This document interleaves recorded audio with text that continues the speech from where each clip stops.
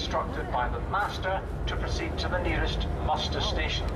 Muster stations can be identified by a square green and white sign depicting a family group. At the muster station, if necessary, a crew member will issue you with a life jacket and provide assistance as required.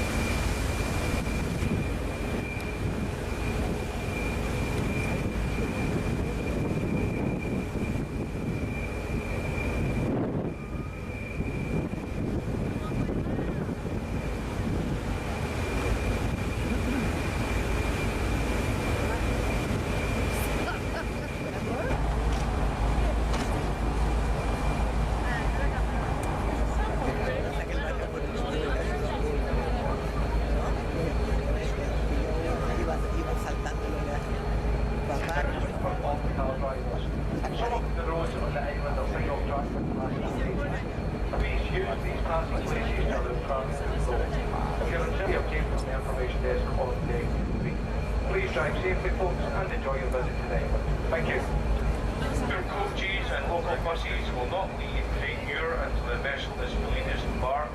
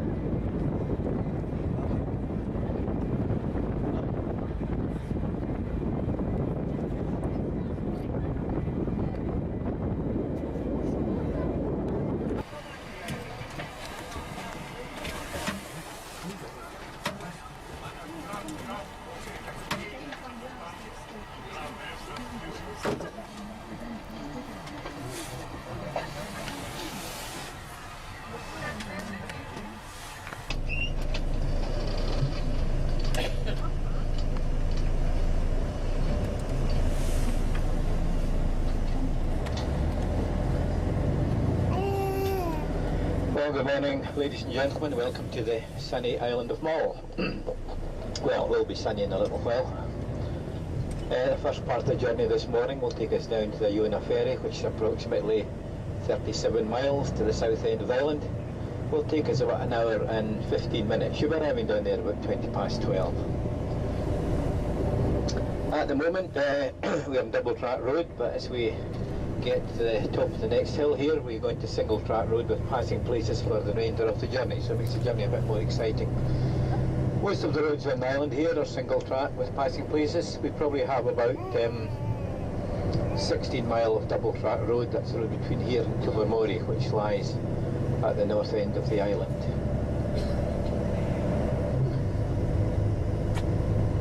My name is Andy Campbell. I'm your driver courier for today, and I'll be giving you a little commentary as we travel through the island. I normally do all the commentary on the way down. We have a nice relaxing journey on the way back, but if there are any little bits I've forgotten about, then I will tell you about them on the return journey. But it's in the trees about 300 metres into the left. You may see some part of the towers there. It's a fairly modern type castle built in the 1840s of Victorian design. But there again, going back in the ferry this evening, before you come to Duart Castle, if you look back across the bay, you'll see Torresey Castle sitting on the edge of the forest. Anyway, that's enough about the McLeans. I'm a Campbell and I have to be very careful what I say. We have a bit of feuding over the years, but not too bad nowadays. It's called Grass Point, and there's a small jetty, a small harbour in there. And that was actually the original ferry terminal between Mull and Oban. That's where the old sailing boats used to sail to and from. It's the closest point to Oban. And I say that's where the old ferries used to ply to and from. Drawbacks of living on an island, you have to leave home at a fairly young age, but the children seem to enjoy the adventure of going across to Oban, and they all do very well there. Just to the right of the kiosk here just beyond the next cottage. You'll see the wee shed coming into view. That was the old post office there. Don't come much smaller than that. It's very difficult to see the sign there. Quite a bit of growth around it. Less than 200, but back in the mid-60s the population had dropped to about 1,700, so it's been increasing over the last 60, 70, 80 years. But there was a census taken on the island way back in the 1840s, 1850s, just prior to when the Highland clearances affected this area, showing a population then of over 12,000 people living in Mull and the wee surrounding islands. So it was fairly well populated in those days, but there was quite a lot of hardship, quite a bit of poverty around. Very hard to make a living. You find there are many Mull place names across in Canada. There's an Iona across there, and in Ontario we have Tobermory. And Calgary in Canada is called after Calgary Bay, which lies at the north end of the island here. There are under 55,000 Gaelic speakers in Scotland at the moment. There's been quite an upsurge in people wishing to learn the Gaelic language. They've opened quite a few medium schools, Gaelic medium schools, where they teach the pupils in Gaelic right up till the age of 11 or 12, so there's quite a big interest in Gaelic once again, which is quite good. You know, unemployment in Mull, if you're really keen on working, you can normally find a job somewhere about the island.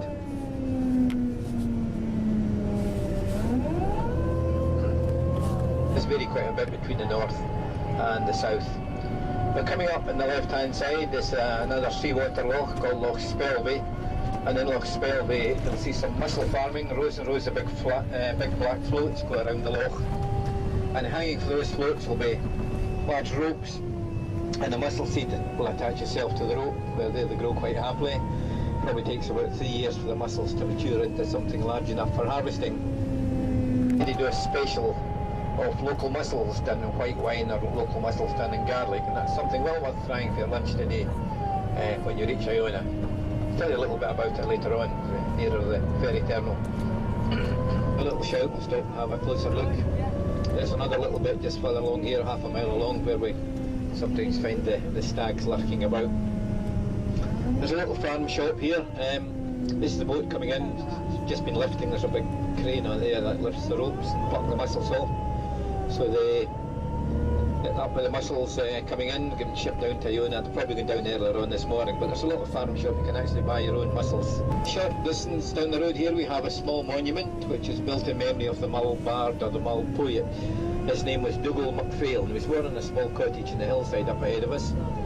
He left the island as a young lad to continue his career as an architect, moving down to Newcastle. Sides of the monument, there you can find the words of the song engraved in Gaelic.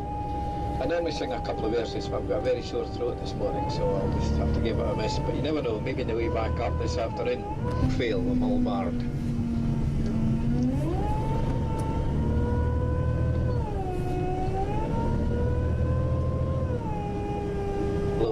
And the birch.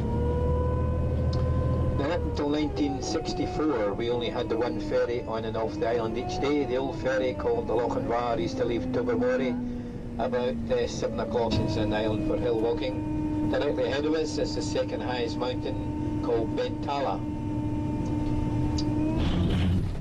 A bit further down the road we'll be passing the highest mountain, which is called Ben More. Now Ben is a Gaelic for hill, and More is a Gaelic for big hill, and you find there are Ben Moors in virtually every part of Scotland. They all have their own Ben More, the big hill. So hopefully we'll see Ben More. It was very clear when we came up this morning. A third of the population will live in and around Tobermory itself. From Tobermory in the north end of Mull to the Iona ferry in the south end where we're heading this morning, it's approximately 57 miles by road, but the coastal mileage around Mull some 320 miles, so Mull is a fairly big island. You're not going to see it all in a day. Take several weeks to explore all the nooks and crannies. It's there's a lucky white heather. It's fairly scarce, though, but there are certain areas where you do get quite large clumps of the white heather. Now the island has become very popular with wildlife enthusiasts.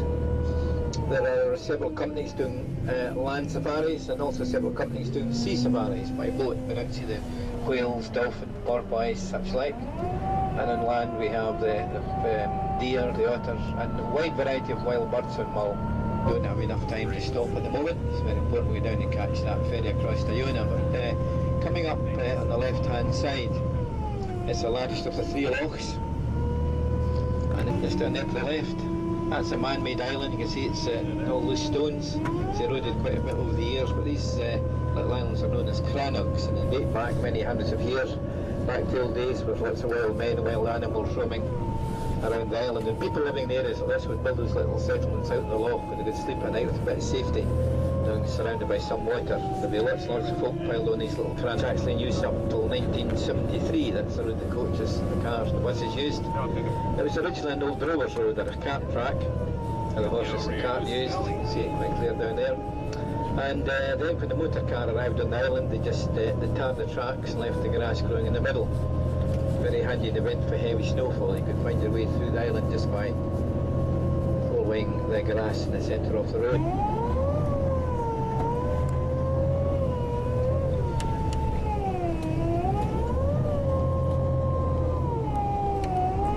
Chicks have hatched, and we still do get them around at this time of year. This is a really good spot here for eagles up to the right, so keep your eyes peeled. Just to see anything, just give it a shout. If it looks like an eagle, five away around there, but fairly narrow roads. Now you find the cost of living on the islands here. It's fairly high. Months on the island here, the best weather. We had 10 weeks of good weather, April, May, June. Fantastic dry weather. When July came in, then the rain started. We've had a few. Another Thomas Telford's bridges here. When he designed and built those bridges, he never expected coaches and arctics to be going across them. They're a bit narrow.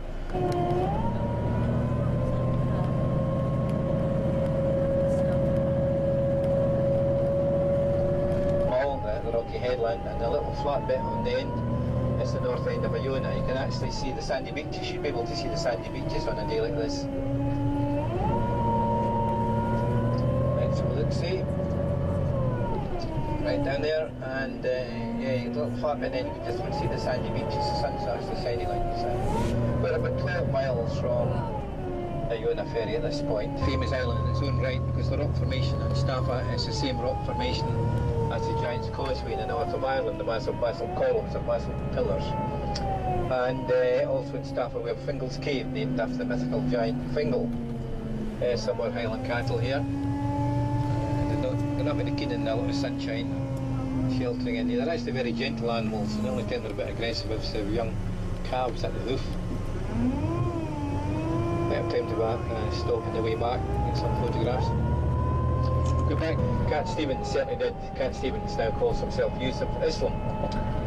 So it's a lovely song,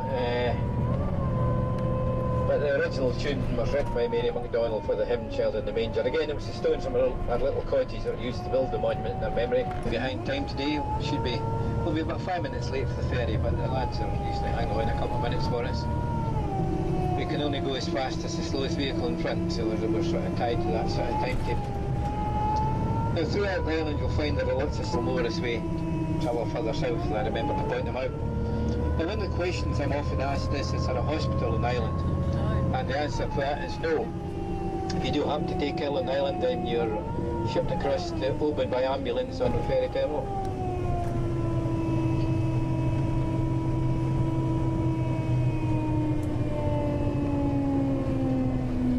Very sheltered harbour here. We get lots of visiting yachts come to spend the evening here, or any bad forecasts. The bay fills up very quickly with yachts and fishing boats. It's really quite a sheltered harbour.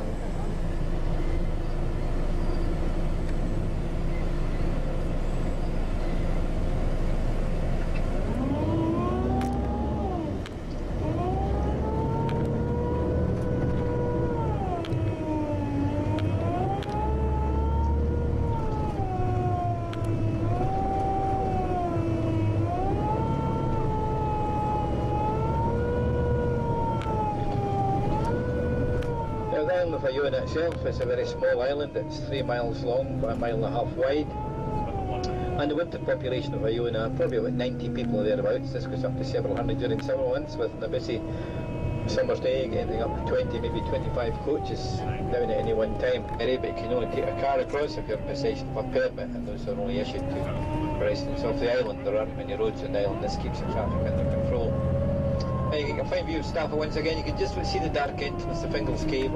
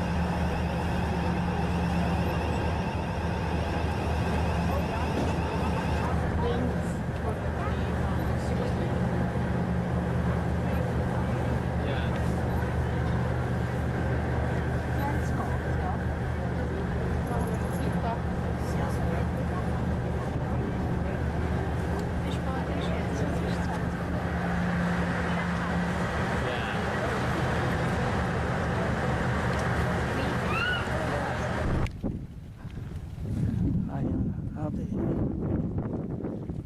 100 days for a change.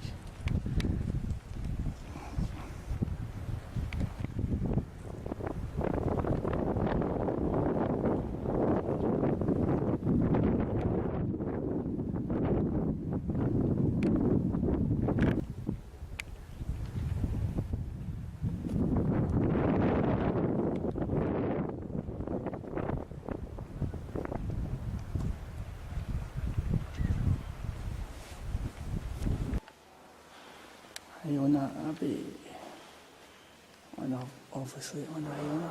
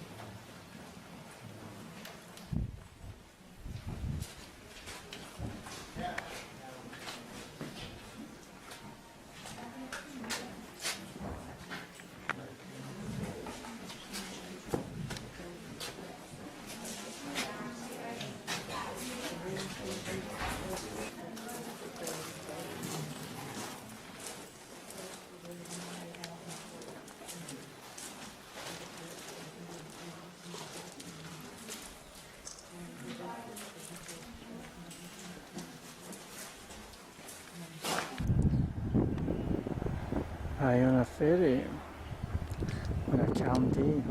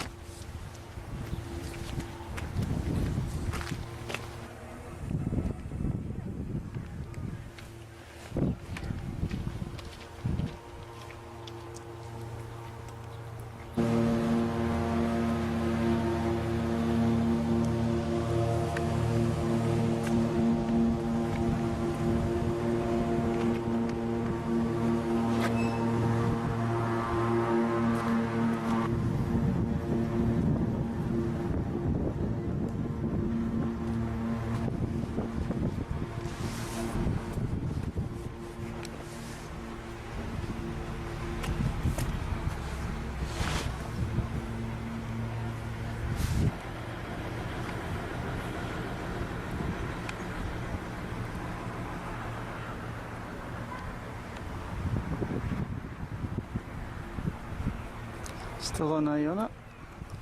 On the way back to the ferry.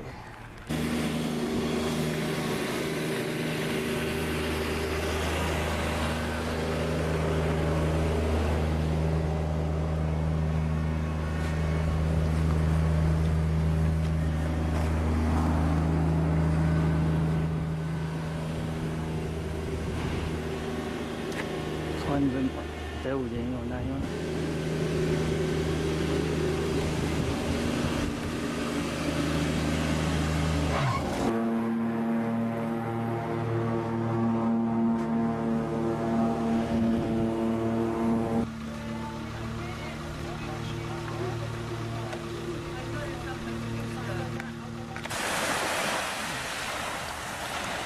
Beach on Iona.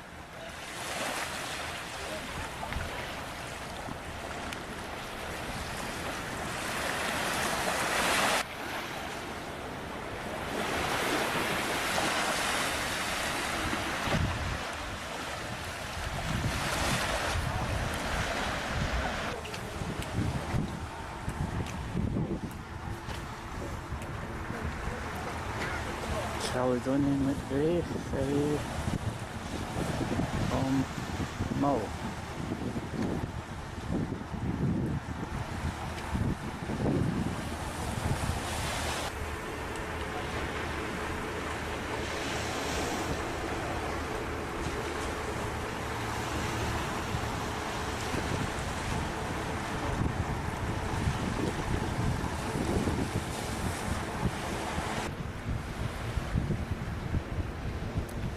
Iona and Iona Abbey in the distance.